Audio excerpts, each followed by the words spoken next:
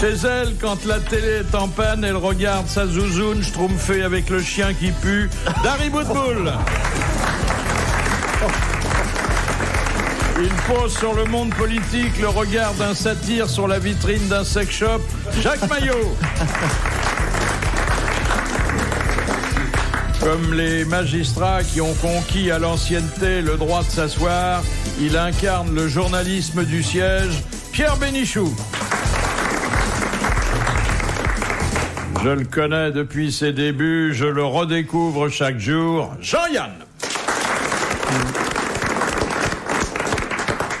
La dépêche vient de tomber. On est en train de se livrer à des expériences scientifiques pour ralentir l'effet de serre qui nous menace en réduisant les flatulences des vaches. Ah, bah oui. Voilà. Non mais je suis allée en réunion, hier on m'a convoqué, je suis allée au ministère et ils m'ont demandé mon avis sur la campagne. Attendez, pour l'instant ça se fait en Ouganda, hein, c'est pas encore dans la région parisienne.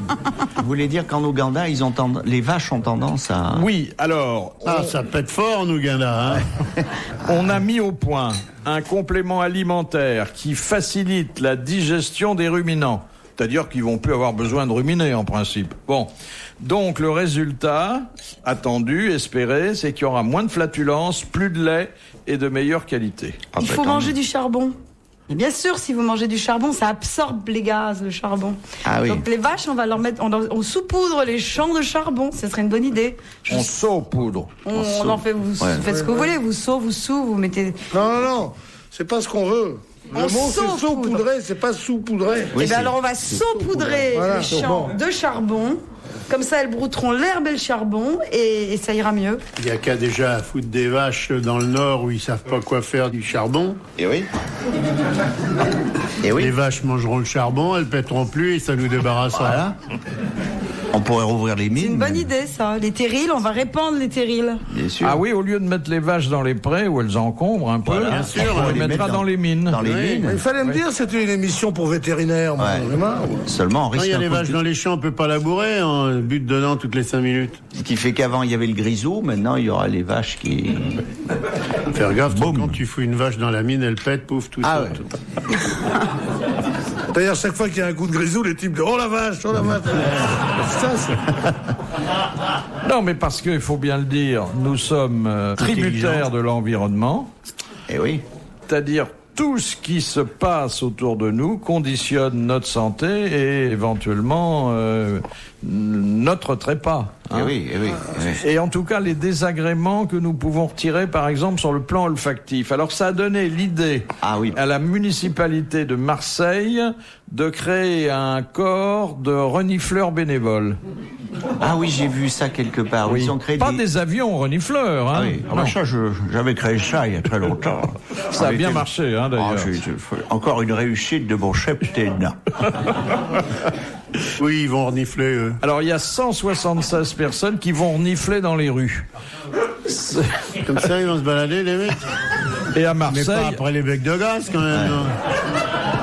Mais quand on vit au milieu, on ne sent plus les odeurs. Parce que moi, l'odeur du chien mouillé, je sens plus. Le crottin, je ne sens pas. Et les gens, ils viennent dîner chez moi l'été, je laisse la porte ouverte, ils me disent, ça sent le crottin dans ton salon. Moi, je sens plus le crottin. Il n'y a pas de raison que ça sente le crottin? Parce que ton cheval vient... Non, mais parce que j'ai la fosse à fumier pas loin. Alors, ça sent un peu le crottin, ça dépend du sens du vent, hein, forcément. Ça doit être propre chez elle. Mais moi, je trouve ça vachement agréable, l'odeur de crottin. Oh là là là. C'est sympa, l'odeur de crottin. Ah oui, on adore ça. Mais vous, avec votre taille, comme disait Pierre Perret, vous avez l'échappement près du gazon, hein. Non, il y a des odeurs sympas. Ouais. Le crottin, je déteste pas, moi. C'est très agréable. L'odeur sympa, c'est l'odeur qu'on a envie de respirer. Voilà, c'est ça. Voilà. Ouais. Mais autrement, c'est pas sympa, hein. Un bon camembert. Si vous aimez pas le camembert, c'est pas sympa. Non, mais ce qu'il y a de bien chez Mademoiselle Boutboul, n'est-ce pas, c'est que tout se mélange. L'odeur du crottin, du chien mouillé, du camembert, tout ça crée un climat olfactif. L'asticot qui est dans le calendos. On travaille pas chez Guerlain. Et du chocolat, parce que quand on fait toujours fondre un petit peu de chocolat, comme moi je mange que ça, il y a toujours du chocolat qui... Ah, vous êtes une camée du chocolat? Complètement. Il paraît qu'il y a une addiction au chocolat qui est aussi forte qu'à la drogue. Ah oui, il paraît que les drogués du chocolat, c'est quelque chose... Il paraît que les femmes qui mangent beaucoup de chocolat sont des femmes frustrées sexuellement. Oui, oui. Manque d'affection. Ah bah, je vais supprimer ça à la maison. Je veux pas que les voisins croient des choses. Non, mais... Alors là, vous dites vraiment n'importe quoi. Si, il paraît. Non, c'est vrai, ça. C'est des croqueuses qui sont en manque. Oui. Mais ça veut rien dire, une femme en manque. Ça dépend de son appétit. Écoutez, je vous ai dit ça. Mettez-le sur vos tablettes. Elle est bonne. Ah oui. Ça dépend de l'appétit. C'est médicalement vérifié. Ça, j'aime bien. L'argument d'autorité, c'est médicalement vérifié. Ouais. On peut rien dire, là, c'est sûr. Ah bah là, il y a des... Là, oui, t'as des chercheurs. Ça veut rien dire du tout. Ça, il y a des gens qui peuvent être frustrés s'ils font pas ça 2 fois par jour, et d'autres qui sont frustrés s'ils font pas ça 2 fois par mois. Chacun réagit selon son tempérament, mais de la même façon, en mangeant du chocolat. Donc j'ai beaucoup de tempérament, alors. Mais vous, étant donné vos activités, vous bouffez que du chocolat poulain, ou non?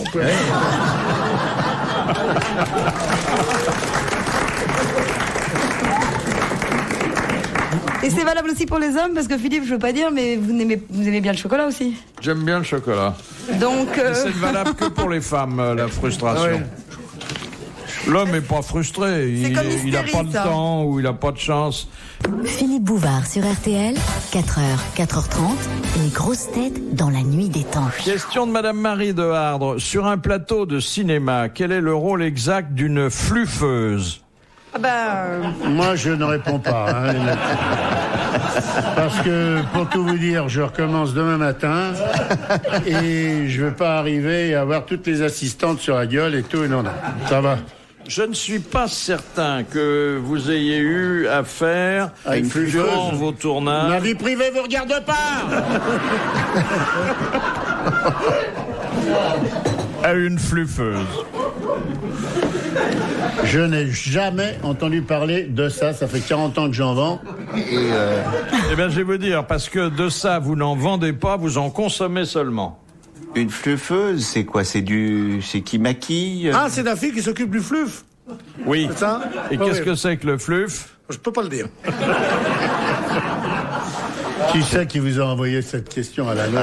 Non, c'est pas une question à la noix. Et il y a des mais vous avez tourné dans des productions honnêtes, monsieur Yann. Ah, c'est sur les trucs que vous allez voir que vous? Porno? Alors, c'est sur un plateau de cinéma X. Ah, c'est des grosses fluffeuses, alors. Et que fait la fluffeuse? Elle met en condition le fluffeur. Elle fluffe comme une dingue. Elle chauffe le garçon qui est chargé Exactement. Elle maintient la forme de l'acteur. Oh là là. Mais avec une consigne très stricte. Surtout de ne pas... Voilà. Ah oui, bien. C'est un peu comme le bout en train dans les... Oui. Pour les chevaux, exactement. Voilà, dans un haras. Le souffleur et la fluffeuse.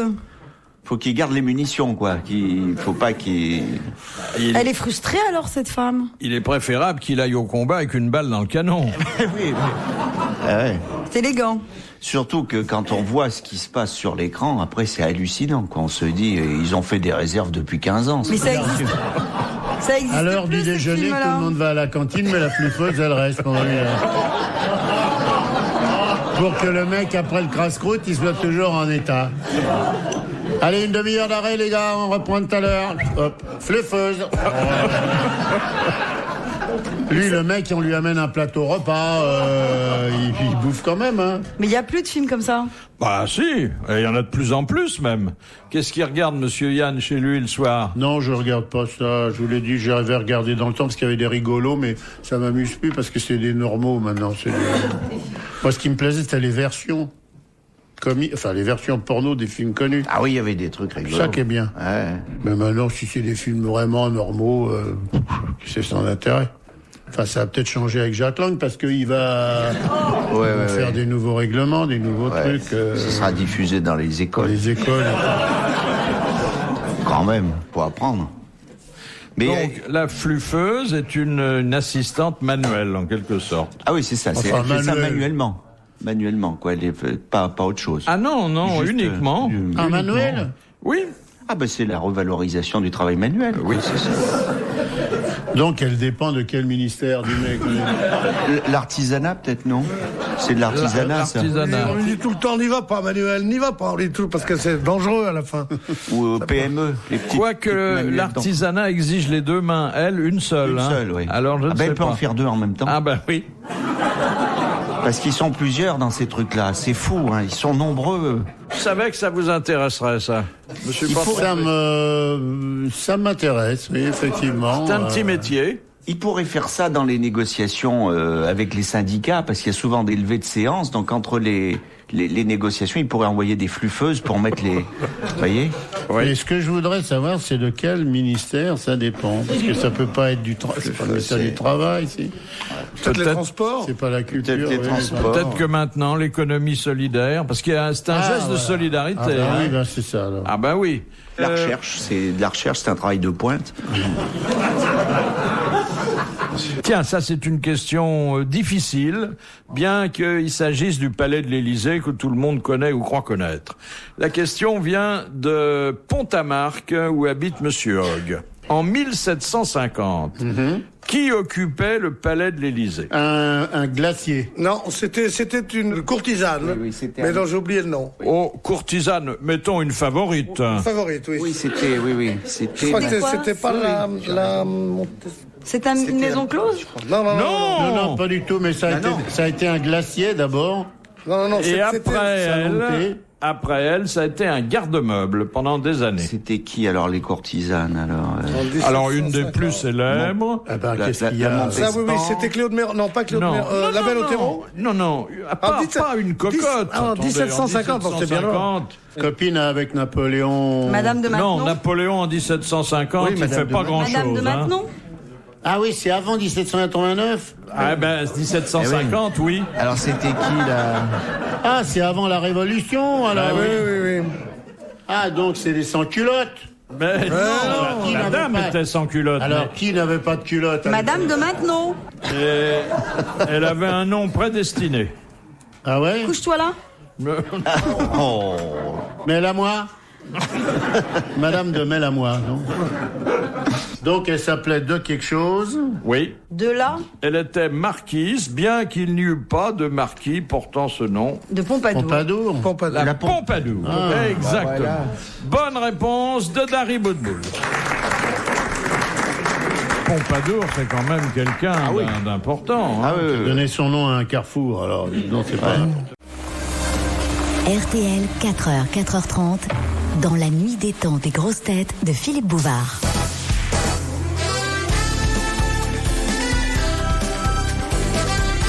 Les colonnes du Temple au menu de vos grosses têtes dans la nuit des temps du 26 mai 2000 en compagnie de Philippe Bouvard, Jean-Yann, Dari Boudboul, Pierre Bénichou et Jacques Maillot. Question de Monsieur Lattré. Qu'est-ce qu'on appelle les colonnes du Temple ? Les piliers de la sagesse.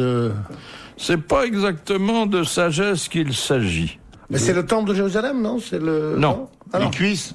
Comment ? Les cuisses, j'ai dit. Alors, développez un peu.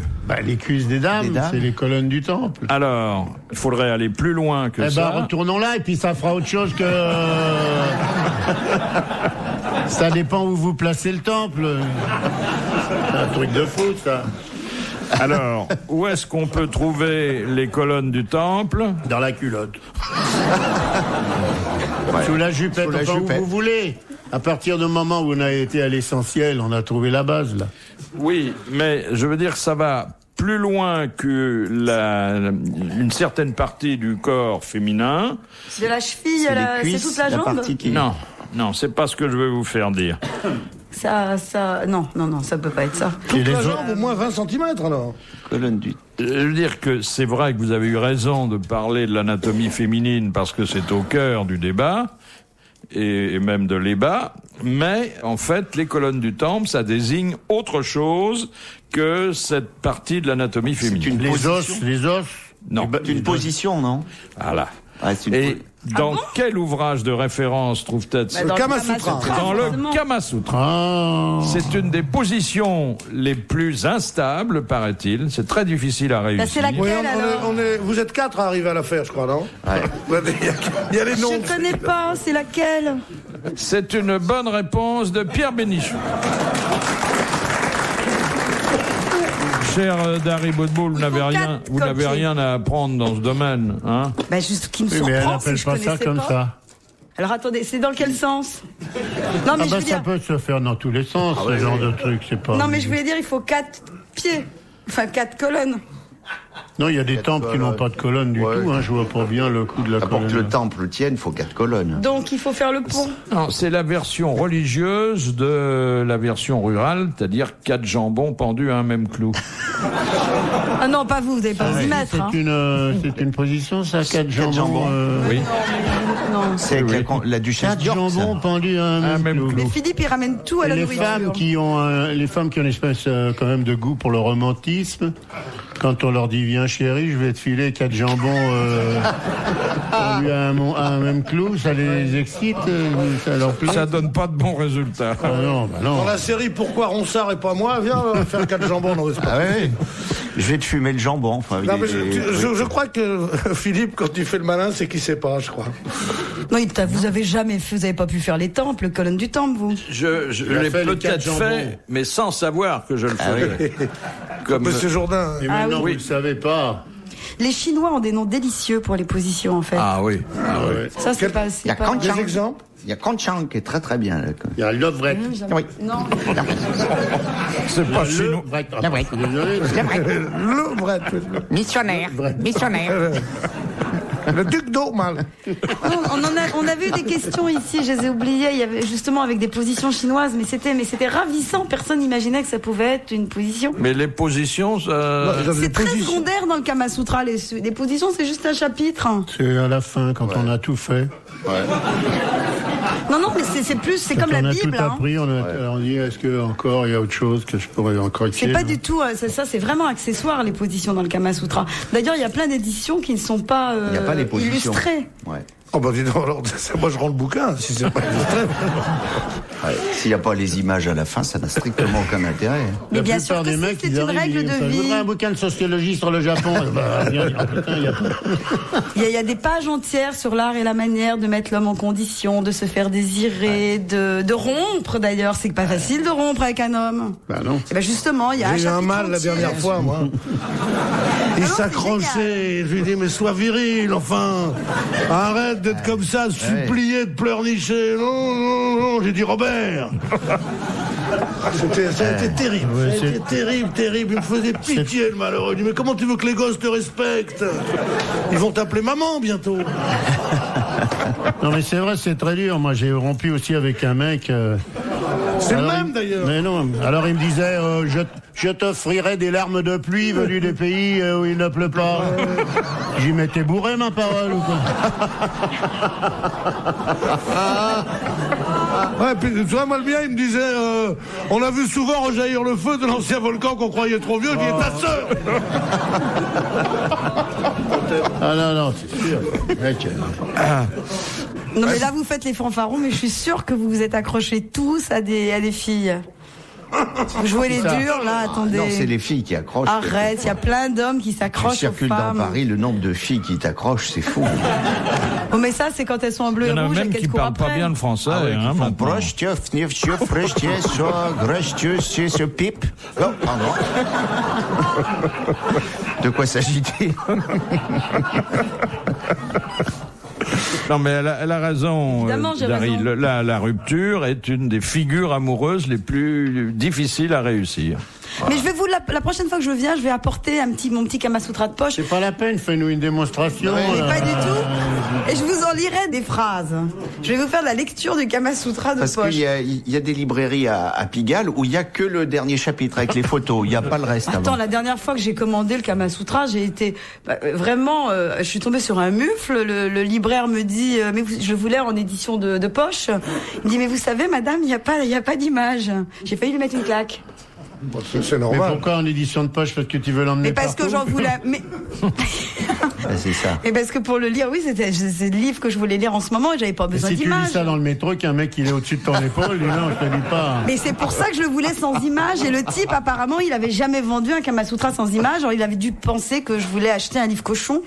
Non, on demande le Kama Sutra, on pense pas qu'on va acheter un livre cochon, on dit tiens voilà une jeune femme qui s'intéresse à la philosophie orientale, c'est évident. Retrouvez les grosses têtes dans la nuit des temps sur RTL.fr.